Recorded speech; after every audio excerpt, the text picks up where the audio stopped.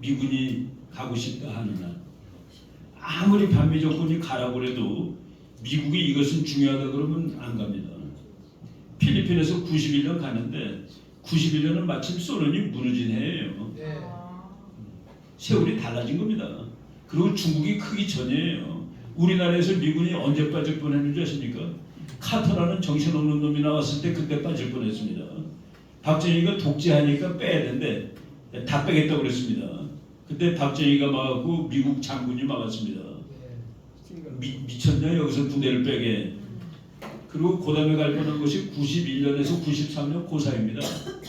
그때 소련이 망하고 북한도 300만 명 굶어 죽고 94년에 그 무렵에 빼도 되는데 빼려고 그러다 보니까 중국이 급속히 커서 평택으로 간 겁니다.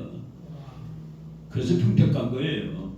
지금 중국이 크지 않고 소련이 아직 성성하고 북한이 성성하면은 의정부에 있을 겁니다. 우리나라 휴전선을 미군이 지켰는데 그 미군이 휴전선에서 마지막으로 빠져나온 것이 91년 12월 소련 깃발이 내려가고 러시아 깃발이 올라가는 그날 그 무렵에 나오는 겁니다. 이게 그렇게 엉터리가 아니에요. 그래서 우리가 그냥 말로는 야 미군 가면 큰일 난다 그러는데 미군이 우리가 아무리 이승만 박사 때 미군이 간 거예요. 그리고 우리나라의 좌파 정권이 서 있을 때 미국이 정말 분노하고 싫어했냐 그렇진 않아요. 왜 그런 줄 아세요? 좌파 정권이 항상 미국 말을 더 잘 듣습니다. 좌파 정권이 미국 말을 훨씬 더 잘 들었어요. 무기도 많이 사주고 한미 FTA는 누가 했어요? 노무현이 했습니다. 제주 해군기지 누가 했어요? 노무현이 했습니다. 평택 누가 보냈어요? 노무현이 한 겁니다.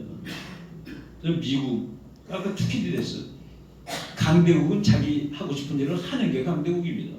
미국의 이익이 뭐냐? 한국은 이익이 있느냐 없느냐? 아까 미어샤이머 교수가 내가 책을 번역했더니 주한미군이 언제 철수하느냐? 중국이 망해서 미국이 보기에 그 중국이 한국을 가져가더라도 미국이 보기에 그게 전략적 위협이 안 될 때 그때 간다. 그런데 미국이 보기에 약한 중국이라도 너한테는 약한 나라가 아니지 않겠느냐? 그래서 미군이 떠나는데 너는 핵무장 이런 것들을 고려해야 될 것이다 라고 얘기를 내가 번역한 책 서문으로 써줬습니다. 미군이 떠나는 날 중국이 허약해서 떠나는데 미국이 보기에 허약한 그 중국은 너한테 허약한 나라는 아니지 않겠느냐. 그 너네들은 안보가 심각해질 테니까 그때는 핵무장도 고려하고 여러 방법을 짜야 되겠다. 다 그런 것이 있게 가더라도 가는 겁니다. 그래서 만약 미군이 어느 날 빠지면은 그때 우리는 미국하고 중국하고 맞먹을 수 있는 준비를 할 수 있는 거예요. 왜? 약화된 중국일 테니까. 이 책 내가 보니까 내가 이제 최근에 그냥 또 작년에 산 책인데 Embracing Communist China 공산 중국을 미국이 껴안았다. 그 밑에가 America's Greatest Strategic Failure 미국의 가장 최대의 전략적 실패 중국을 껴안는 게 실패다. 근데 껴안는 이유가 다 있어요. 야 중국이 크게 되면 민주화되지 않겠어 저것들도 민주주의가 되면 서로 안 싸워.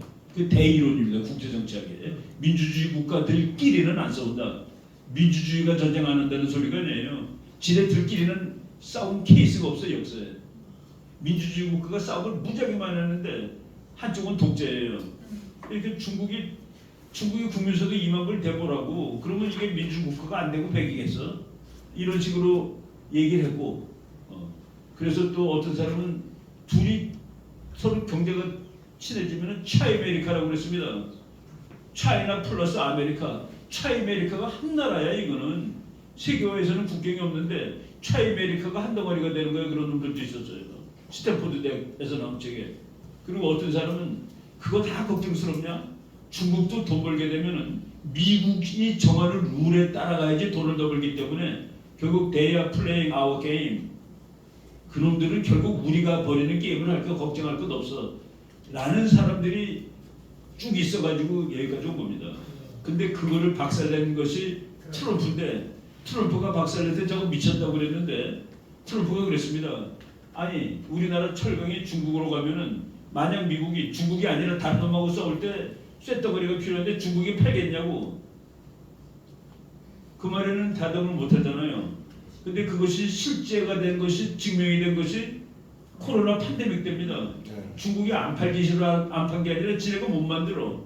그 미국에 철강을 못 팔아. 그래서 팬데믹 때문에 미국 사람 압도적 다수가 트럼프 말이 맞다.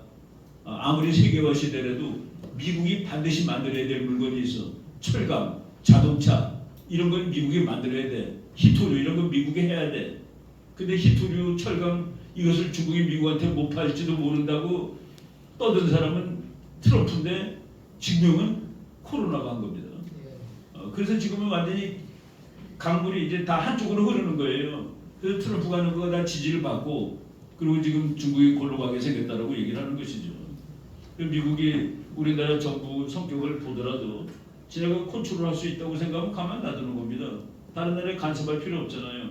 친하게 지내면 되는 거지. 박근혜는 중국 갔잖아요. 그리고 우리나라에서 미국한테 제일 못살게 군 대통령 2명 이승만 박정희입니다. 자, 이제 우리가 딱 5시가 되는데 이렇게 빨리 지나갈 줄은 몰랐습니다. 그죠? 그래서 저희가 10분만 더 쓰도록 하겠습니다. 그래서 지금 약간 여기 하얀 옷 입으신 분, 예.